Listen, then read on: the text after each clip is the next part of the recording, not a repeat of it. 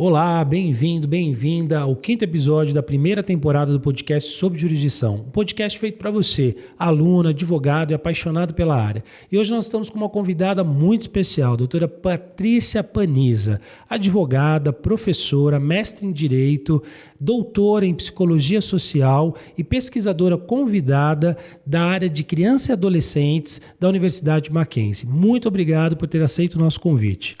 A alegria é minha de estar aqui com vocês. Trocar ideias sobre direito de família e de uma forma interdisciplinar é sempre um prazer. Bacana. E nós vamos começar com uma primeira pergunta que eu acho que traça um paradigma entre o passado e o presente. O direito de família do passado, ele é muito diferente do direito de família de hoje, dos dias atuais? Para responder essa pergunta, eu acho que a gente tem que fazer uma distinção entre o que é o direito enquanto norma colocada e daquele direito enquanto representação, tanto por aquele que aplica, né, ou pelos operadores do direito, para aqueles que estão no sistema de justiça, então juízes, promotores, advogados, psicólogos, assistentes sociais, como, sobretudo, para aqueles que são os destinatários da norma, né, de direito de família, então as pessoas, os cidadãos em geral. Então, assim, respondendo sob única e exclusivamente a perspectiva da norma, é claro que, indubitavelmente, o direito de famílias de hoje não é nem minimamente similar ao direito do passado, né? Então, a gente pode colocar, por exemplo, que muitos daqueles direitos que eram reconhecidos como direitos no passado, hoje, quando nós olhamos para as normas de direito de família, nós até nos chocamos, né? Assim, só para dar um exemplo bem prosaico. A gente já teve no nosso sistema a possibilidade de uma adoção feita por escritura, em que o filho não era reconhecido para todos os fins de direito com os mesmos direitos de um filho naturalmente concebido. Para quem olha, para o estudante de direito de hoje, ou para o profissional de direito de hoje, olha para uma situação dessa, você fala assim, mas como assim? Né? É como se estivesse comprando um carro, ou como se, um carro não, um imóvel, né? Você faz uma escritura pública. Isso no direito. Né? Então, a gente tem, sim, uma evolução legal em termos de reconhecimento de direitos, principalmente a partir da Constituição Federal de 88, que é evidente. Esse é um ponto. O outro lado é que, quando a gente fala desses direitos, o fato de que eles estejam reconhecidos legalmente não significa necessariamente que eles são, primeiro, aplicados da maneira como programados. E, em segundo lugar, interpretados ou sentidos ou significados da maneira como se esperaria que eles fossem. Mas aí a gente está falando de uma outra questão, que está relacionada aos aspectos de como aquilo que está posto é compreendido por aquele que aplica ou por aquele que é o destinatário dessa norma. Então, por exemplo, a gente ainda hoje tem lá um artigo na Constituição Federal que vai dizer: homens e mulheres são iguais em direitos e deveres. Está lá posto na Constituição Federal, não é? Então, se homens e mulheres são iguais em direitos e deveres, em tese, numa dinâmica familiar, numa vida familiar, todos teriam a divisão de funções, divisão de tarefas, etc., tudo igual, não é isso? Porém, na questão familiar, a mulher continua sendo vista como protagonista, por exemplo, do cuidado com os filhos. Fala assim, mas é o instinto materno. Instinto? Quem diz que é instinto? Né? Ou, se o casal se separa, provavelmente existe uma tendência de que esses filhos residam com essa mãe e que o pai passe a ser abra aspas, em grande parte das vezes, um tio, que é aquele que visita o filho, visita mesmo, né? Porque existe uma grande distinção entre conviver e visitar, né? Visita o filho a cada 15 dias. E aí, isso é tão arraigado na nossa estruturação social que essa mulher acha que é ok. E ele acha que é ok também. O que acaba levando, ou acaba podendo ser enxergado como uma faca de dois gumes, né? Porque pode ser que em algum momento me convenha ser a protagonista do cuidado, mas pode ser que isso também signifique a minha estafa, a minha exaustão, o não ter o direito a descanso e nem a reclamação, né? Tá, mas a lei não diz que são iguais em direitos e deveres? A lei diz. No entanto, quando a gente olha, e aí a historiografia ela é um instrumento extremamente útil e necessário para que nós compreendamos de onde vem essa distinção que até hoje, em 2023, ela é significada ou ela é percebida pela população como se, de fato, a mulher como protagonista dos cuidados com os filhos é natural que o homem seja provedor, mas não se ocupe dos cuidados. De onde vem isso? Né? Quando a gente vai avaliar na historiografia, a gente começa a esclarecer muitas dessas questões. Como a gente ainda percebe, por exemplo, uma resistência a famílias que não sejam as famílias tradicionais, né? Então, assim, a família tradicional, a família que é a correta é aquela que vem através do casamento. Então, de repente, uma família vinda de 2 mulheres ou 2 homens, ou até que eventualmente não tem esse formato, né? Pessoas que moram junto, mas se consideram como famílias, é estranho, né? E eu acho que isso vai também um pouco sobre essa questão da raiz da história, né? Com certeza. Tem um livro muitíssimo interessante, que é de uma historiadora, e ela vai tratar do casamento no Brasil colonial. Aliás, tem vários livros. A época, a historiografia na época do Brasil colonial, ela é interessantíssima para a gente entender o que eu costumo brincar de o nosso DNA social, né?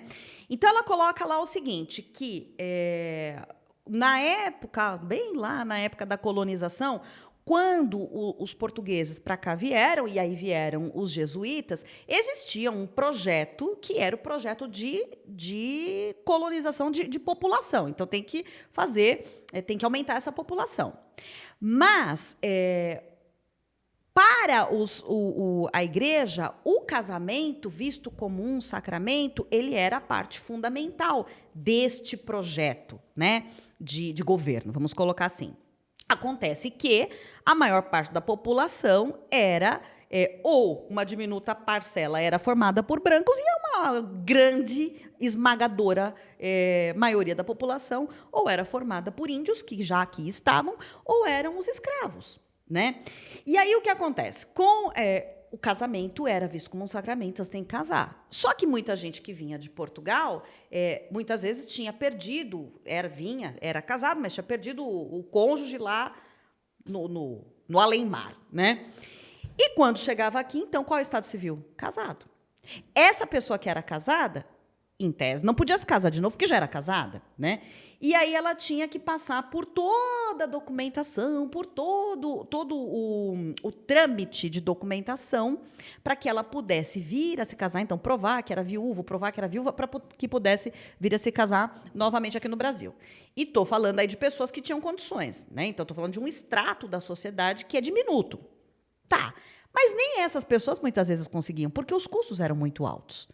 E para a maior parte da população era impossível, porque existiam as taxas da igreja que não possibilitavam que a maior parte da população se casasse. Então, eles faziam o quê? Eles viviam no que hoje nós vamos chamar de união estável, né? Ocorre que, por conta dessa questão da própria população, do crescimento populacional, aqui em São Paulo, por exemplo, e o trabalho dessa pesquisadora se dá aqui no estado de São Paulo, existia muita mobilidade social. Porque, diferentemente do que acontecia no Nordeste, em que existia o cultivo da cana-de-açúcar, então, que exige um período maior de tempo, em São Paulo havia uma grande mobilidade social. E essa mobilidade social muito grande também ela se estende para as relações familiares. Porque, então, hoje ele estava aqui com a mulher, mas daqui a pouco já não estava mais, porque já estava em outro lugar. Só que ela ficava aqui. Ela continuava. E aí, inclusive, havia muitos fogos, né, que eles chamavam os domicílios de fogos, que eram chefiados por mulheres. Então, o que isso tem a ver com o hoje? Então, existiu essa campanha do casamento como um sacramento e, muito embora não fosse a realidade da maioria da população, que vivia no que hoje seria a nossa união estável, ainda que de maneira transitória, etc., existiu nessa nossa estruturação que a família se forma pelo casamento. Bom, mas e as outras formações?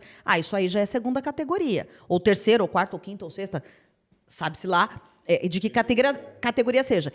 E essa história de que a família se forma pelo casamento, ela penetrou de tal maneira que ela vai, lógico, sofrendo transformações também históricas, sociais, mas ela vai alcançando hoje, né? Então, eu vou te dar um outro exemplo. Eu estava para entrar numa audiência outro dia, faz pouquíssimo tempo, e era uma audiência em que a mulher tinha um litígio com o ex-marido dela.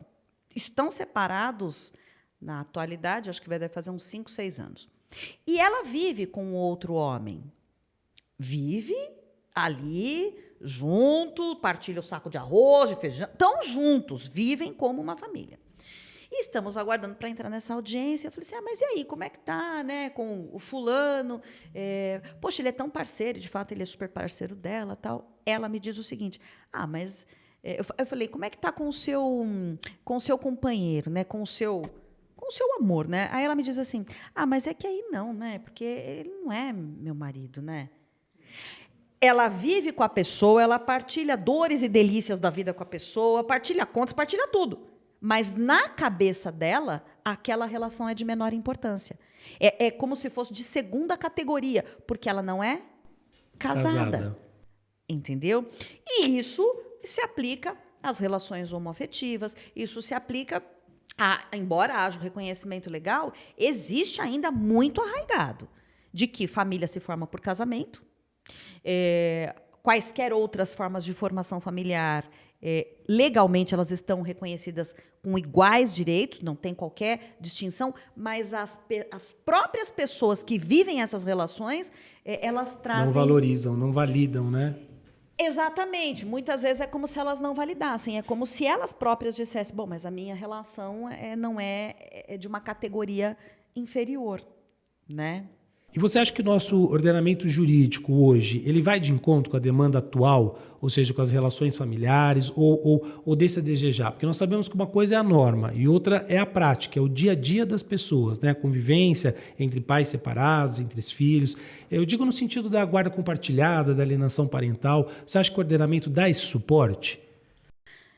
Bom, essa é uma questão complexa e é uma questão que eu vejo muitas manifestações, inclusive nas redes sociais, que são manifestações que acabam se mostrando bastante rasas, porque você tem que fazer crítica e fazer a crítica da crítica, né? Então, a questão da guarda compartilhada, vamos primeiro a ela. Eu, particularmente, compartilho das críticas que são feitas por aqueles que dizem a guarda compartilhada foi trazida para o nosso sistema por importação de sistemas estrangeiros, mas sem considerar que a nossa realidade é uma e que a realidade em sistemas estrangeiros é outra. Bom, como assim? Lá nos Estados Unidos, existe a figura do legal custody e do physical custody. Né? Então, o que acontece lá é que o casal se separa. Quem tem a guarda do filho? Vamos imaginar que seja a mãe. Então, é como se aquela guarda, que o physical custody, desse para essa pessoa uma autoridade parental plena. Né? E o outro passa a ser realmente só um coadjuvante para dar um rolezinho ali de vez em quando. E aí trouxe-se isso para o Brasil, só que aqui nós temos a definição de autoridade parental, que vai dizer, independentemente da sua situação conjugal, de qual é a origem, né, do filho, se natural, se não natural, ambos os pais são titulares de autoridade parental, que muitos vão falar poder familiar, sobre os filhos. O que significa isso? Significa que, em tese, ambos terão que se corresponsabilizar pela criação, pela educação, pela formação, pela transmissão de valores culturais, de crenças, etc. Aí vem lá a lei e diz assim, bom, quem tem a guarda compartilhada, ela não define, né? Mas ela diz que quem tem a guarda compartilhada vai se corresponsabilizar conjuntamente. E também não vai, e vai dizer que quem tem a guarda unilateral se responsabiliza exclusivamente. Bom, mas então, assim, como é que fica? Eu estou dizendo em termos de interpretar sistematicamente, né? Se quem tem a guarda compartilhada se corresponsabiliza conjuntamente e quem tem a guarda unilateral não, como é que fica a autoridade parental, então? Ou seja, a inserção do termo... Bom, primeiro que o termo guarda, eu particularmente já acho bastante bizarro. Porque quando você fala guarda, você guarda o seu carro, você guarda seu livro, né? Você guarda uma coisa que você tem ali sobre o seu poder físico. Para relações parentais, eu acho o termo inadequado. Mas o que a gente tem é que essa inserção na lei, ela acaba gerando mais confusão do que pacificação. Porque quantas vezes... Você atua na área também. Quantas vezes você já ouviu algum cliente ou alguma cliente dizer assim para você, porque eu tenho a guarda? Como se assim, eu tenho a guarda, então eu tenho a propriedade exclusiva sobre esse filho. Sim. E posso fazer. Então, eu decido, eu faço. Mas espera aí. O filho, a criança, ela é uma pessoa em desenvolvimento que não se confunde, inclusive, com a pessoa dos pais. Tanto assim que você pode ter situações em que o filho, né, o direito do filho, ele pode se contrapor ao direito dos pais. Porque ele é tão titular de direitos de personalidade como qualquer outra pessoa, independentemente da idade. Então, eu vejo que nessa questão da guarda, a inserção do termo guarda compartilhada no ordenamento, ele provoca mais confusão do que solução. E isso acaba se repercutindo, logicamente, tanto no como as pessoas enxergam a guarda, como também no como esse instituto é aplicado, né? É um dos pontos da minha pesquisa, lá do doutorado. Então, uma das perguntas que eu fiz na pesquisa e que aí eu fui analisar os processos para entender o que os juízes entendem por guarda compartilhada. O que os promotores entendem por guarda compartilhada? O que as partes, o que pai e mãe entendem por guarda compartilhada? E os psicólogos, e os assistentes sociais? O que eles entendem por guarda compartilhada? Eu já vi juiz se confundindo assim, mas é compartilhada, é alternada, nem ele mesmo que sabendo como que ele ia definir aquela guarda. Sim. O que a pesquisa revela, né? O que eu constatei fazendo essa análise? Uma coisa a lei não define. Ela diz lá que quem tem guarda compartilhada tem responsabilização conjunta. Ponto. Mas ela não dá a definição do que é a guarda compartilhada. Isso é uma coisa, o que está lá posto na lei. Uma outra coisa é como isso é representado. Ou seja, qual é a representação que se dá a esse instituto? O que a mulher entende por guarda, ou por guarda compartilhada? O que o homem entende? O que o juiz entende que seja isso? E o que eu constato na pesquisa é que a guarda, ela é entendida, apareceu como primeira categoria, né? Ou como cuidado, ou como custódia física. Aparecem como primeira categoria esses dois termos, então, mais ou menos para significar a mesma coisa. Por quê? Na compreensão, isso também pelos atores do sistema, na compreensão dos atores do sistema, guarda é cuidado e deve cuidar quem tem custódia física. Ou o inverso, guarda é custódia física e tem custódia física quem tem a custódia física é aquele que vai cuidar. Aí você, então, só esvazia por completo o que a psicologia vai chamar de coparentalidade, né? Porque a coparentalidade, ela não vai dizer respeito especificamente ou necessariamente sobre, olha, se você colocou um copo de leite de manhã para a criança, você vai colocar à noite. Porque as dinâmicas familiares são muito distintas, né? Você pode ter uma dinâmica familiar na sua casa que não tem absolutamente nada a ver com uma outra família. Mas, quando a gente fala em coparentalidade, admitir que tanto um referencial quanto o outro são importantes na formação daquela criança, como regra. Logicamente, a gente vai ter exceções. E que A aliança entre esse par parental é importante para o desenvolvimento dessa criança. Agora, o como vai se dar essa aliança, essa cooperação, esse engajamento, são outros 500. O que acaba acontecendo? Quando se representa a guarda, ou como custódia. Então, se eu tenho custódia física, sou eu que cuido, ou eu cuido, e por isso eu tenho que ter a custódia, é que, ao invés de você fomentar uma conscientização do que seria essa coparentalidade, você acaba fomentando pela lógica adversarial que caracteriza os processos em geral, que parta-se, exclua-se a ideia do que nós temos que fazer para ajustar uma coparentalidade para eu vou provar que sou o melhor genitor e para eu provar que sou o melhor genitor, eu vou simplesmente te desclassificar, te desqualificar, te destruir. Para eu ganhar, eu te destruo. E aí é um jogo de soma zero, né, em que o principal perdedor sempre é o filho, né, a criança. Então, eu realmente acho, e é uma das conclusões a que eu chego na pesquisa, que o termo guarda é inadequado, e eu acho que inclusive deveria se falar em divisão de responsabilidades parentais, né? De exercício de coparentalidade. É isso que interessa. Se você fala, mas, é só um nome. Não é só um nome. Porque, assim, uma questão que a gente pode aqui colocar a gente nomeia e então significa, ou nós significamos e daí nomeamos? Pode parecer boba a questão, mas, na verdade, não é.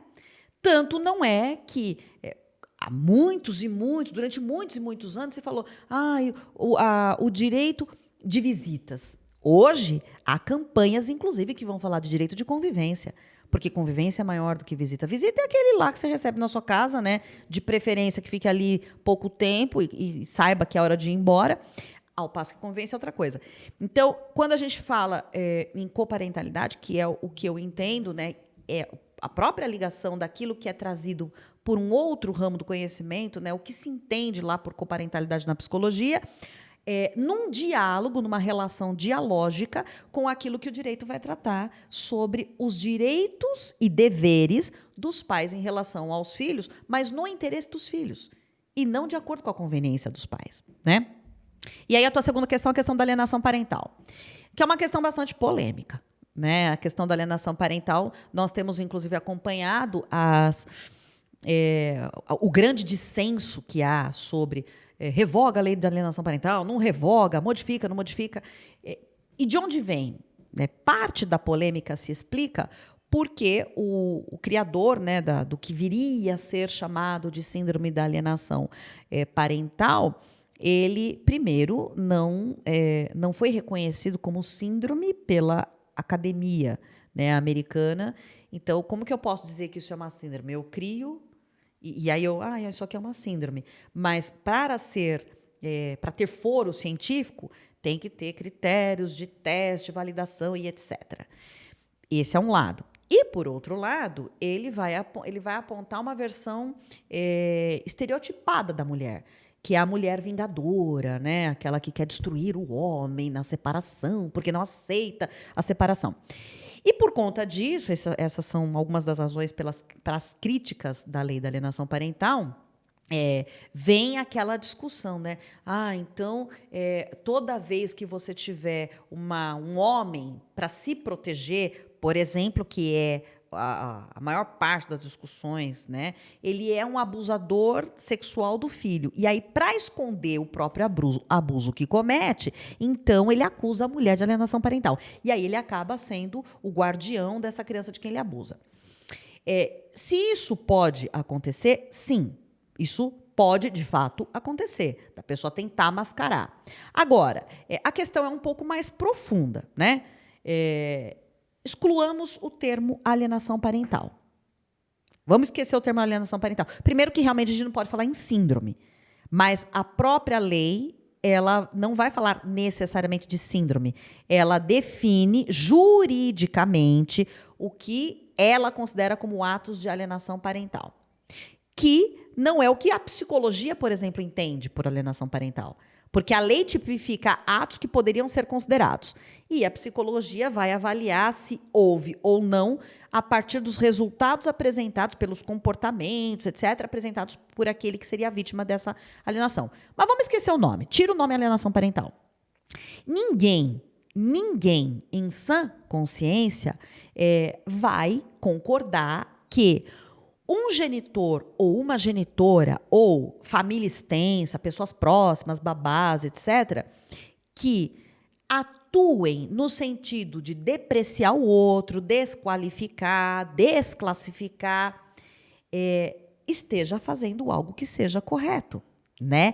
Assim como também ninguém em sã consciência e com um mínimo de razoabilidade vai dizer que um filho ou uma filha tem que conviver com um pai ou com uma mãe com quem ele não tem a menor afinidade e que não faz por onde, né? Essa questão da alienação parental, ela, esquecendo o nome, na verdade, e colocando o nome que deveria ser correto,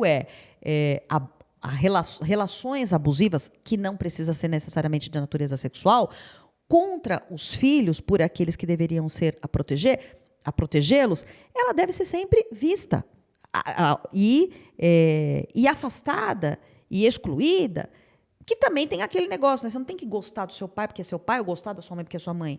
Eventualmente você pode não gostar, ou eventualmente essa relação realmente pode não ser boa, pode ser inclusive péssima, pode ser maléfica, né? E para finalizar esse ponto, eu sempre, quando falo dessa questão de alienação parental, eu sempre lembro do livro Carta ao Pai. Eu acho que o Franz Kafka, você já leu esse livro? Não.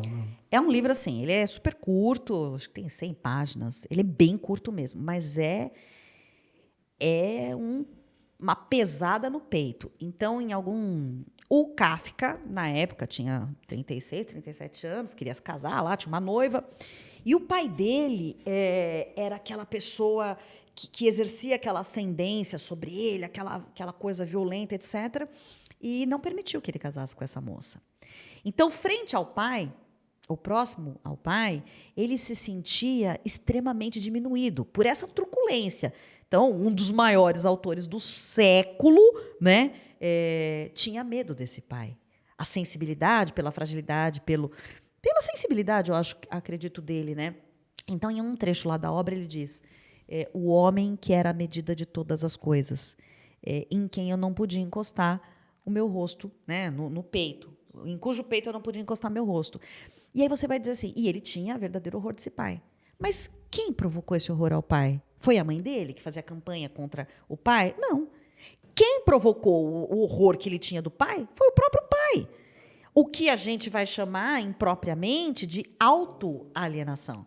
Então, assim, eu acho que é sempre bom a gente lembrar esse exemplo, né, que é uma história real. É uma carta que realmente ele escreveu para o pai e que a mãe nunca entregou, né? Ela só veio a ser publicada por conta de um amigo dele, etc. Mas eu acho que é sempre bom a gente relembrar. E que é difícil ser visto, né? Porque normalmente você sempre acusa o outro, né, de fazer alienação, mas você não consegue ver dentro dessa perspectiva, né? Porque eu acho sempre a questão da culpa e da responsabilidade, né? É sempre mais fácil, as pessoas enxergam mais as violências que sofrem do que as que praticam, né? Elas enxergam mais aquilo que dói nelas, mas não as dores que causam. E para você sair desse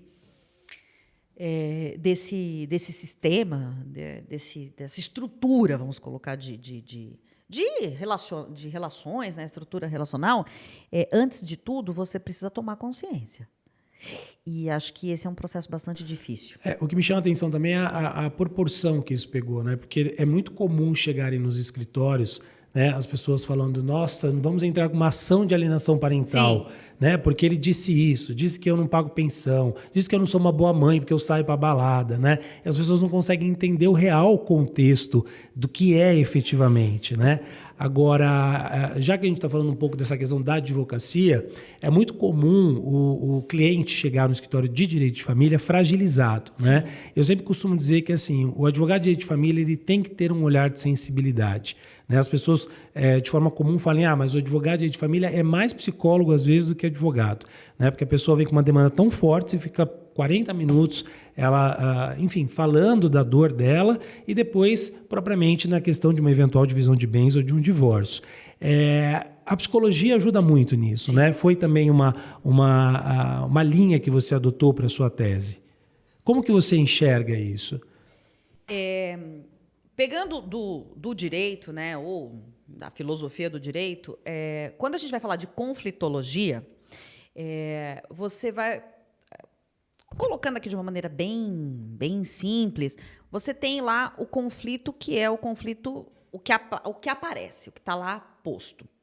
Mas atrás desse conflito que é posto, há as razões que subjazem esse conflito, né? E que tem um psicólogo, inclusive foi a tese de doutorado dele também é sobre laudos psicológicos produzidos para as varas de família, foi psicólogo judiciário, ele chama Sidney Shine e ele fala em agenda oculta. O que é agenda oculta? Então, tem aquela pessoa, o pai, ele move uma ação revisional de alimentos. Então, a ação que aparece, ação revisional de alimentos. Mas, o que está por trás? Esse pai se sente injustiçado porque não tem direito de conviver com esse filho, porque não pode estar com ele como ele gostaria, ou porque ele entende que a família foi destruída, então essa mulher tem que pagar por isso. Ou seja, você tem uma agenda oculta que está camuflada naquela demanda que é real. E a percepção disso, que aconteceu muito antes, né, da minha pesquisa, ela me fez falar, poxa, eu acho que o direito, só as normas jurídicas, né, porque a gente tem lá a definição de categorias jurídicas, é claro que é importantíssimo, mas ela não dá conta de dar respostas isoladamente. Porque quando você fala de categorias jurídicas, mas você considera que nos conflitos familiares você tem sempre uma carga afetiva muito forte, não tem como você ignorar isso. O advogado de família, né? Se você, as pessoas brincam que o advogado de família é mais psicólogo que advogado. Não, na verdade, ele não é psicólogo, né? A menos que tenha formação dupla. Mas ele, inclusive, eu acho que nós que atuamos nessa área, a gente também tinha que ter direito à supervisão, né? Fazer a supervisão que nem os psicólogos fazem. Mas ele, lógico, ele tem que ter sensibilidade e conforme você angaria experiência, você vai tendo mais experiência e faz, né, esse link, você também você aprende a fazer essa... A pessoa te conta, eu quero mover uma ação para proibir que a mãe veja o filho, para isso ou para aquilo. Isso é que a pessoa te traz de imediato. Mas você, na fala dela, você também... Você consegue perceber. É claro, você consegue perceber quando tem a agenda oculta. Uhum. E aí você tem a chance de colocar, de convidar. Né? Eu, particularmente, faço muito esse trabalho. De convidar a pessoa a trabalhar o como ela subjetiva as questões dela, para que ela possa se tornar protagonista, ou pelo menos, né, co-protagonista das soluções. Porque eu entendo, e até gostaria de saber o que você pensa sobre isso, que em ações de família, a decisão que vem do juiz nunca será melhor. Porque quem são aquelas pessoas para o juiz? Ele não sabe quem são. Ele não sabe nada da realidade da vida delas. Ele não sabe o que sofrem, o que não sofrem, o que amam, o que não amam, como se... E o processo, ele é uma fatia da vida. E, normalmente, não é a melhor fatia. É aquela fatia ressecada lá do bolo, né? Que vai parar no processo. A vida continua existindo lá fora. Então, eu acho importante que o advogado de família ele tenha essa consciência também para poder trabalhar com o cliente dele. Porque quantas vezes a gente não recebe o nosso cliente que diz assim, eu quero que faça, que frite, que destrua, que atropele. Aí você fala assim, pera, mas é uma ação de divórcio, no divórcio não discute. Ele me traiu! E lá manda as fotos, manda os vídeos. Mas, querida, ele não... Se ele traiu ou não traiu, isso não importa em nada para a dissolução do E se divórcio. você não sabe conduzir isso de forma adequada, você pode ser visto como um advogado que não está defendendo os interesses, porque esse E não contexto, tá, mas dentro da perspectiva do cliente, a questão emocional, ela fala mais alto do que a própria questão de direito. Por isso da importância a gente mostrar, olha, eu tenho que, como seu advogado, ter um filtro e tirar o que é emocional para que a gente possa tratar ou você até levar para uma terapia e o que é de direito. Tem coisas que dá para a gente, podem ser relevantes, mas outras não. Né? E por muitas vezes, se você não se posiciona dessa forma, o cliente ele pode achar que você não está defendendo os interesses dele. É uma situação muito delicada, né? Você colocar esse limite entre o que é uma demanda dele, uma dor dele, da vida pessoal, dos conflitos familiares, e o que realmente é o direito dele que deve ser exercido. Isso por um lado, né? E por outro, dentro do processo, você pode transformar aquele processo que já tramita num sistema que muitas vezes é bastante moroso, né? Você pode produzir um tumulto processual, que a gente, né, não raro vê que isso acontece, e além disso, você pode promover a escalada de conflito, né? E eu vejo muitas vezes isso, né, de peças.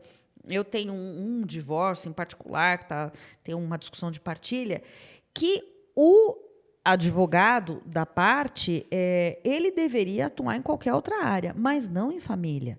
Ele faz petições extremamente virulentas. E para atingir efeito prático jurídico nenhum. Então ele diz que a mulher agora vai para a balada, que ela é uma vagabunda. Coloca esse termo, inclusive já sofreu, né, já teve que riscar peça, etc. E o que se ganha com isso?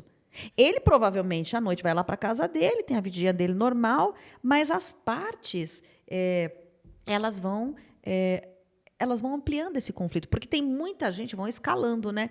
Porque tem muita gente também, que é algo que eu acho totalmente desaconselhável. Mas não tem gente que vive o processo? Eu falo para a pessoa, não viva o processo, viva a vida. E quando acaba o processo, ele cria um outro dilema, vira um dilema na vida da pessoa. Sim. Né? Ou seja, se aquilo acabar, ele perde o propósito. Sim. Não, você não tem... Eu tenho uma cliente que ela acompanha o processo dela, eu tenho certeza que ela acompanha no café da manhã, no almoço, na janta. Porque se a decisão saiu, outro dia aconteceu, né? Já a juíza deu lá um ato ordinatório, era, sei lá, 13h13. Era 13h15, tinha mensagem do WhatsApp. Mas como assim? Ela tá no sistema push? Né? Olha, eu sei que a senhora ainda não viu. Sim, eu não vi, é óbvio que eu não vi, porque, ao contrário dela, que está vivendo o processo e não a vida, eu tenho muitos processos para cuidar. Mas você veja como isso é prejudicial. Porque isso leva a um estado de ansiedade tão grande que, de fato, a pessoa deixa de viver a vida e, quando ela passa a viver o processo, ela perde, não só de deixar de viver a vida, mas ela, inclusive, perde a naturalidade. Porque quantas vezes você vê assim, realmente, aí eu gravei a criança, eu tirei fotografia, e você vê que perde totalmente a espontaneidade. E o efeito é o contrário, né? Porque aí a criança passa a se retrair. Né? Eu vejo fotos em processo que é nítido que aquela criança ela está constrangida naquela foto. Ou ela está extremamente constrangida naquele áudio. Até porque, por muitas vezes, ela é conduzida a falar aquilo, né? Sim. Às vezes eu também recebo alguns áudios que eu falo assim, mas você está achando que isso é benéfico para você? Você está induzindo, você não gosta, né? Você não vai fazer isso. Aí você induz a criança e depois manda e quer que junta no processo. Fala, olha, esse áudio eu não vou juntar no processo, esse vídeo eu não vou juntar porque não é oportuno. E você falou uma coisa muito interessante. Infelizmente, nem todos os advogados ele têm essa sensibilidade, conseguem ser técnicos. E eu tenho um perfil assim, quando a gente vê da parte contrária, uma petição muito agressiva, é natural que o cliente quer que a gente entre na mesma agressividade. Né? E é difícil você falar assim, não, eu não vou entrar nessa linha. Eu vou ser técnico, eu vou colocar o que eu tenho que colocar, até porque, pela experiência, eu sei que eu vou chegar no resultado almejado e ele não. Né? E eu já ouvi advogados, em audiência, eu estava falando com o advogado falou assim, é a minha forma de trabalho. Eu crio esse estardalhaço, eu peço mais, mas aí depois, na hora do acordo, eu flexibilizo. Eu sou uma conciliadora. Eu falei, doutora, você é uma conciliadora? Se julga uma conciliadora? E peças agressivas, com letras garrafais, com fotos, com flechas, que assim, são peças totalmente cafonas, inadequadas. Né, inadequadas. E o cliente vê aquilo e é muito complicado você explicar para o cliente que aquilo não é bacana. Né? Mas aos olhos, às vezes, da emoção do cliente, você tem que fazer a mesma coisa. Né? E aí você tem que falar, não, peraí, não é assim que eu trabalho. Né? A gente vai chegar no objetivo, só que eu não vou entrar no mesmo formato. Porque eu, quanto advogado, eu não sei se você já chegou a ter alguma situação assim, mas eu já cheguei a ter situações, se você quer que eu coloque isso, você vai assinar comigo. Você vai assinar, porque eu não vou me responsabilizar por isso. Né? Porque às vezes a gente tem clientes que são advogados, mas não advogam. Né? Então, quando um cliente que é advogado não advoga, quer ir um pouco além do que eu entendo que é o adequado, eu falo, não, tudo bem, eu faço a peça, subestabeleço e você assina. Aí a pessoa parece que cai na realidade e fala, não, então eu vou ouvir o que você está me dizendo, se você acha que é melhor não colocar assim, a gente não coloca. Mas é muito complicado, né? Essa sensibilidade que a gente tem que ter, essa psicologia que a gente tem que ter. Eu costumo, às vezes, quando eu vejo que a situação é uma situação muito delicada, eu costumo até orientar uma terapia. Sim. Né? Tipo, olha, procura uma terapia para você não pode viver isso, porque eu percebo que vira dilema. E quando o processo está acabando, eu tenho situações de 3 irmãs que elas brigaram o processo todo. Agora que o processo está se finalizando, o inventário, acabou o dilema. E aí elas querem criar outro dilema em cima daquilo. Que é uma forma de manter o vínculo. Que é uma forma exatamente de manter o vínculo. É aquele filme A Partilha, né? Belíssimo, eu assisti, inclusive. Sim, é belíssimo. E é mais ou menos isso, né? Às vezes, talvez, né, o sentimento é de que os vínculos eles não são suficientemente fortes para serem mantidos se não houver um litígio. Porque o litígio também é uma forma de você manter um vínculo. A gente vai brigar, mas pelo menos a gente está com o vínculo ali mantido, né? Que a hora que acabar, cada um vai para o seu lado e acabou, né? Exato. E acho que o advogado realmente ele tem que ter muita sensibilidade. E aquela frase que a gente ouve quando a gente entra na faculdade, né? O advogado é o primeiro juiz da causa. Eu acho que no caso específico da atuação em direito de famílias, isso se aplica. Porque o cliente tem sempre razão. Não. Se você enxerga, né? Até porque com o teu olhar de fora, de quem não está envolvido emocionalmente, etc. Você vê que há coisas que a pessoa está fazendo que não são bacanas, que, na verdade, quem está precisando ali de reprimenda é ela. O advogado ele tem que ser o primeiro a apontar. Né? Essa é a melhor forma de auxiliar o cliente. E se a pessoa demanda que tem criança, por exemplo, quando a pessoa diz para mim, eu quero que você faça tudo o que for melhor para o meu filho, porque no discurso todos estão muito preocupados com a criança, né? Inclusive com a prioridade dos interesses da criança, com a integridade. Mas aí você, eventualmente, constata, né, por posturas, que a prática não corresponde muito bem ao discurso. Pois eu sou a primeira a chamar. E é interessante, normalmente no escritório o que eu faço, quando eu percebo isso, eu faço uma carta convite para a parte contrária, porque eu quero ouvir o que a outra parte tem para dizer. E aí quando a parte contrária chega, dentro de uma perspectiva ainda consensual, que há uma possibilidade de se resolver de forma consensual, mas ela te disse isso, mas ela te disse aquilo também, e aí você consegue ter esse filtro, poxa, ela não me disse isso, e aí depois você vai falar com a pessoa fala, não, realmente isso aconteceu, mas não foi bem assim. Né? Então, assim, é importante você ouvir o todo, até para você sentar e fazer uma peça para depois lá na frente não ter problemas, né? Não dá para... A gente tem que ter esse filtro, né? Tem que ter esse olhar cuidadoso. E crítico, né? E crítico. Eu tive um caso agora, recente, em julho, porque julho e férias de janeiro. São sempre aqueles dramas na nossa vida. A primeira quinzena de julho. São sempre aqueles dramas, né? E aí conseguimos, né, que esse pai tivesse direito a estar com a filha num período das férias. É uma briga estelar que ele tem com a mãe da criança. Só que a criança, por conta de ter havido um período do calendário da escola, a criança vai voltar voltaria antes do que ela deveria voltar para a escola.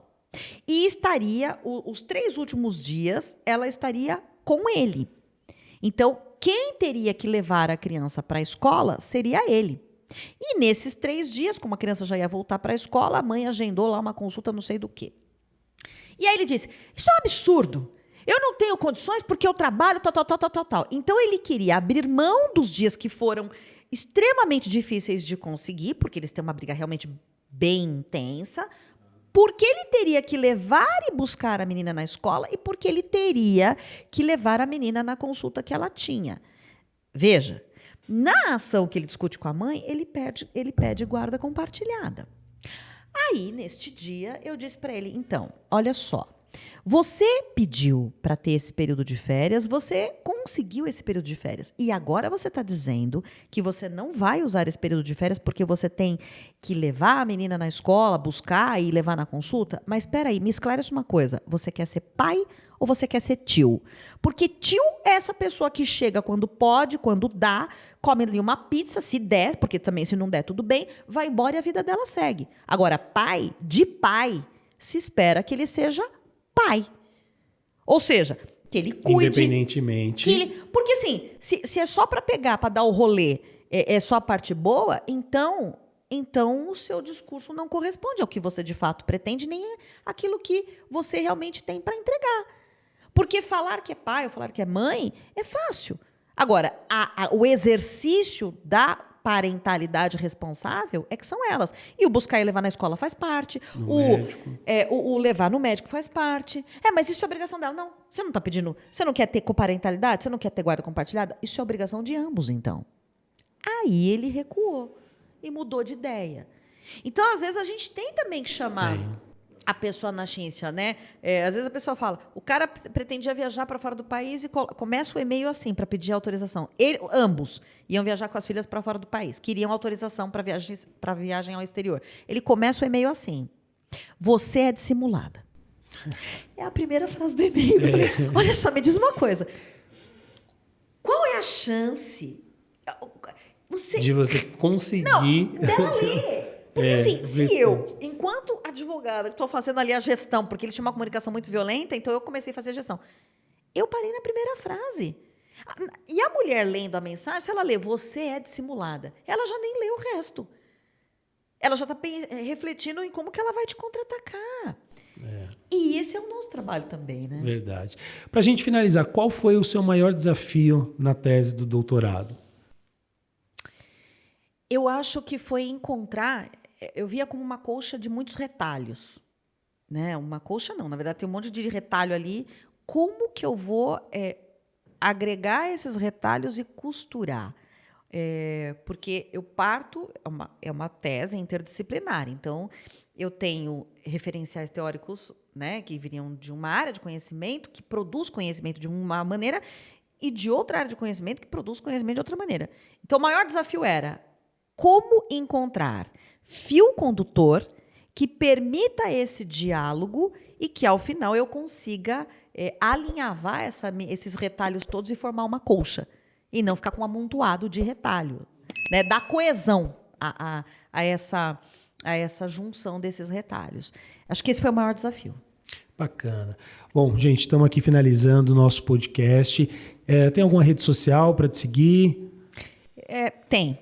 Eu atualmente estou no LinkedIn, estou, mas não estou. Não tenho feito nada por ali. Mas eu também estou no Instagram, que é prof.paniza. Esse Paniza é com S.